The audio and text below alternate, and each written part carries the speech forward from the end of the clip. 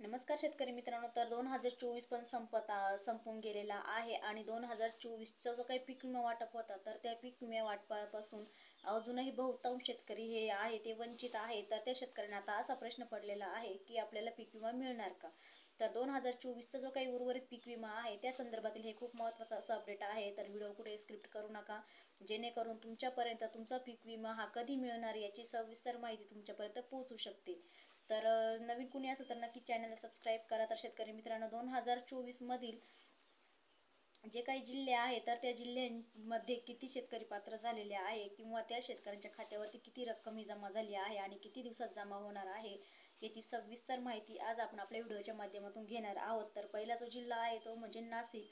तर नाशिक जिल्ह्यामध्ये 81,590 शेतकरी आहे. तर हे शेतकरी आहे ते पात्र झालेले आहे. आणि त्याचबरोबर यानंतर चंद्रपूर जिल्हा आहे. तर चंद्रपूर जिल्ह्यामध्ये सुद्धा 9,625 क्लेम हे पीक विमा कंपनीच्या माध्यमातून पास करण्यात आलेले आहे. त्याचबरोबर कोल्हापूर असेल तर कोल्हापूर जिल्ह्याचा जर आपण विचार केला तर कोल्हापूर जिल्ह्यामध्ये सुद्धा पहिल्या टप्प्यामध्ये 228 जे काही शेतकरी आहे ते पात्र झालेले आहे आणि या शेतकऱ्यांना सुद्धा पीक विमा हा लवकरच मिळणार आहे. आणि त्याचबरोबर दुसऱ्या टप्प्यातील जे काही 1,038 शेतकरी आहे तर त्या शेतकऱ्यांना सुद्धा हा पीक विमा पहिल्या टप्प्यामध्ये मिळालेला आहे आणि दुसऱ्या टप्प्यामध्ये सुद्धा हे शेतकरी पात्र झालेले आहे. त्यानंतर पुढचा जो जिल्हा आहे तो म्हणजे जालना. तर जालना जिल्ह्याचा जर आपण विचार केला तर जालना जिल्ह्यामध्ये सुद्धा पहिल्या टप्प्यामध्ये 3,15,000 शेतकरी जे आहे ते पात्र झालेले आहेत आणि या शेतकऱ्यांना सुद्धा लवकरच पीक विमा वाटप ही सुरुवात झालेली आहे. त्याचनंतर पुढचा जो जिल्हा आहे तो म्हणजे गोंदिया. तर गोंदिया जिल्ह्याचा जर आपण विचार केला तर गोंदिया जिल्ह्यामध्ये सुद्धा 916 शेतकरी जे आहे ते 2024च्या पीक विम्यासाठी पात्र झालेले आहे. आणि त्याचबरोबर सोलापूर जिल्हा असेल तर सोलापूर जिल्ह्यामध्ये सुद्धा 1,83,000 शेतकरी आहे ते पात्र झालेले आहे. त्याचबरोबर जळगाव असेल तर जळगावमध्ये सुद्धा 75,850 शेतकरी पात्र झालेले आहे. आणि तर सातारा जिल्ह्यामध्ये सुद्धा 832 शेतकरी जे आहे ते पात्र झालेले आहे. त्याचबरोबर पुढचा जो जिल्हा आहे तो म्हणजे छत्रपती संभाजीनगर. तर छत्रपती संभाजीनगर जर आपण विचार केला तर छत्रपती संभाजीनगरमध्ये सुद्धा 2,01,258 जे काही शेतकरी आहे ते पात्र झालेले आहे. त्याचबरोबर पालघर असेल तर पालघर जिल्ह्यामध्ये सुद्धा 170 शेतकरी जे आहे ते पात्र झालेले आहे. आणि रायगड असेल तर रायगडमध्ये सुद्धा 109 शेतकरी पात्र झालेले आहे. आणि त्याचबरोबर वाशिम जिल्ह्यामध्ये सुद्धा 1,65,400 जे काही शेतकरी आहे ते पात्र झालेले आहे. त्याचबरोबर सांगली असेल तर सांगली जिल्ह्यामध्ये सुद्धा 3,09,000 जे काही शेतकरी आहे ते पात्र झालेले आहे. त्याचबरोबर यवतमाळ जिल्ह्यामध्ये सुद्धा 3,94,660 जे काही शेतकरी आहे ते पात्र झालेले आहे. आणि या शेतकऱ्यांना सुद्धा पीक विमा कंपनीच्या माध्यमातून राज्य सरकारच्या माध्यमातून जो काही ठराविक पीक विमा त्यांच्या खात्यावरती जमा केला जाणार आहे. त्याचबरोबर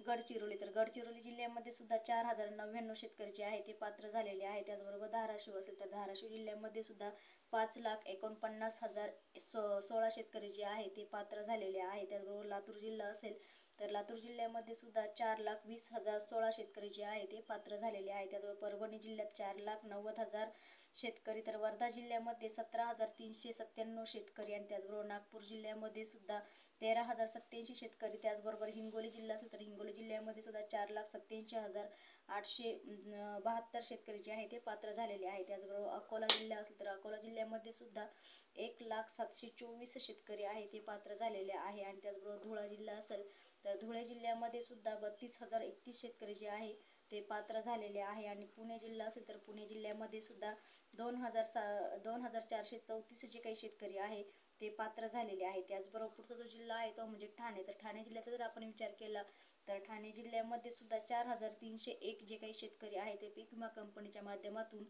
जे काही शेतकरी आहे ते पात्र झालेले आहे. त्याचबरोबर रत्नागिरी जिल्हा असेल तर रत्नागिरी जिल्ह्यातील शेतकऱ्यांना सुद्धा पीक विमा कंपनीच्या माध्यमातून राज्य सरकारच्या माध्यमातून 461 जे काही शेतकरी आहे ते पात्र केले गेलेले आहे. त्याचबरोबर नांदेड असेल तर नांदेडमध्ये सुद्धा 5 लाख शेतकरी, बीडमध्ये 8,13,000 शेतकरी आणि त्याचबरोबर जे काही शेतकरी आहे ते सर्व शेतकरी राज्यातील 34 जिल्ह्यातील दुसऱ्या टप्प्यातील पीक विम्या संदर्भातील हे महत्त्वाचं असं अपडेट आहे. तर शेतकरी मित्रांनो, हेक्टरी जर आपण विचार केला तर हेक्टरी जे काही जिल्हे आहेत त्यामध्ये 25% अग्रिमची जी काही रक्कम आहे ती लवकर शेतकऱ्यांच्या खात्यावरती वितरित केली जाणार आहे. आणि त्याचबरोबर तर कोणत्या पिकासाठी हा पीक विमा पात्र केला गेला आहे, तर ते पिकामध्ये सोयाबीन, कापूस, तूर, मूग, उडीद, तर काही जिल्ह्यामधील कांदा या सर्व पिकांचा समावेश देखील 25% अग्रिमच्या पीक विम्यासाठी पात्र करण्यात आलेला आहे. तर त्याचबरोबर सोयाबीनसाठी 5,500 रुपये, तर